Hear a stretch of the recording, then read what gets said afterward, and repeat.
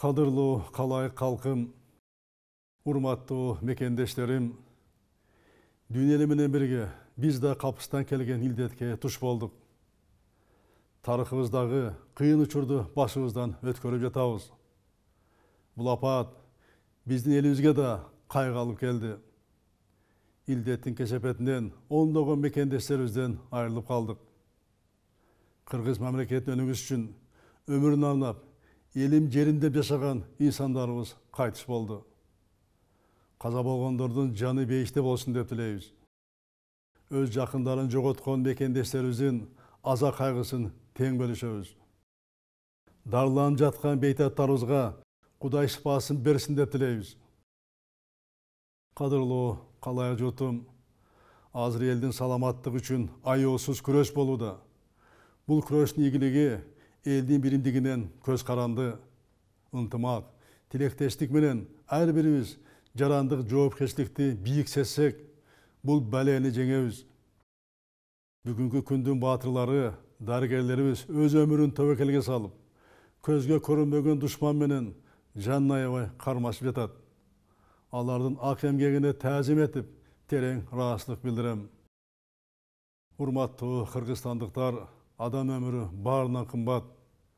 Өлкө президент катары мен үчүн мындан өткөн ыйык да, бийик да түшүнүк жок. Ар бир жараныбыздын саламаттыгы мамлекеттик мааниге ээ. Жооптуу атка минерлерден элдин саламаттыгы үчүн жан өрөштешин талап кылып жатам. Азыркы кырдаалдагы көйгөйлөрдүн чечилиши жеке өзүмдүн, коопсуздук кеңештин көзөмөлүндө. Кайсы өлкө болбосун, элдин бийликке болгон талабы күчөөдө. Бул табигый көрүнүш. Бизде да элдин талабы кайсы бир маселелер боюнча нааразылыгы ачык айтылууда. Баарын көрүп, түшүнүп турам. Кемчиликтер аз эмес. Мен да сиздердей болуп, алардын тез чечилишин каалайм. Бул 30 жылдан берки топтолгон көйгөйлөр деп актанып отурууга, күнөөлөрдү издөөгө азыр убакыт жок. Ошондуктан тынбай иштеп жатабыз. Болгон аракет көрүлөт жана милдеттер аткарылат. Урматтуу элим, кадырлуу калкым, эл башына түшкөн азыркы оор сыноо ынтымагыбызды чындады. Ишкерлерибиз, ыктыярчылар, деги эле кайдыгер эмес мекендештерибиз жардамдарын көрсөтүүдө. Мындан ары да бекем ынтымакты, ширелген биримдикти, нукура тилектештикти көрсөтөлү. Жоопкерчилик ар бирибизде, ар бир жаран өз үй бүлөсү, балдары үчүн жоопкер. Менин жоопкерчилигим элимдин алдында. Сиздердин колдооңор менен бул кыйынчылыктарды жеңебиз. Мен сиздерге ишенем, урматтуу мекендештерим.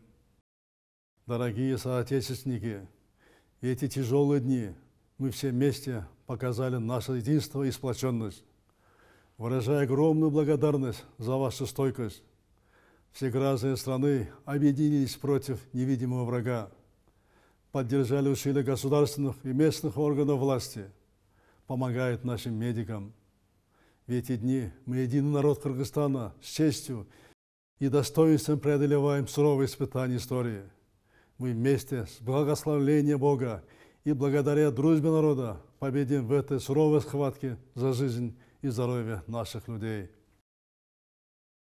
Урматтуу мекендештерим, эл арасында азы суроо көп. Алардын бири чет элден эл аралык финанс уюмдарынан келген жардамды бийликтегилер жеп койду деген сөз. Бул боюнча өкмөт элге ачык маалымат берүүдө. Бизде ачык коом, элдин мамлекеттин рызкысына кол салгандарга мен тараптан айоо жок экенин билесиздер. Ошондуктан сиздер менен биргеликте өлкөгө келген жардамды максатсыз коромжу кылдырбайбыз. Кадырлуу калайык журтум, улутубуздун улуу инсаны Чыңгыз Айтматов айткандай, бүгүн баарыбыз бир кайыктабыз. Куттуу элибиз мындан катаал апатты, мындан оор кыйынчылыктарды жеңип, эл болуп, журт болуп, улут болуп ушул күнгө жеткенбиз. Ата-бабабыз муратка калтырган ыйык өлкөбүзгө, элибиздин саламаттыгына аяр мамиле кылуу жоопкерчилиги бизге жүктөлдү. Тарых алдында, келечек урпактардын алдындагы жоопкерчилик милдетибиз бийик. Элибиздин азыркы муундун кайраты, руху оор сыноодон өтүп жатат.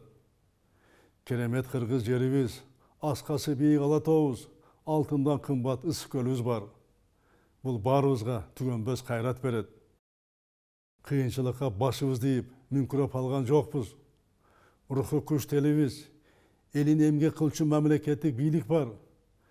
Кыргыз кандай оор болуп турса да жакшымын дейт. Жакшыны оозонгон элди жараткан Кудайым өзү колдойт.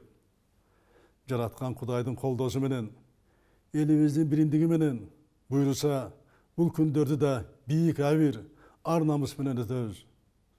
Ар дайым элибизде аманчылык, жергебизде тынчтык болсун. Сүйүктүү Кыргызстаныбызды Кудайым өзү колдосун.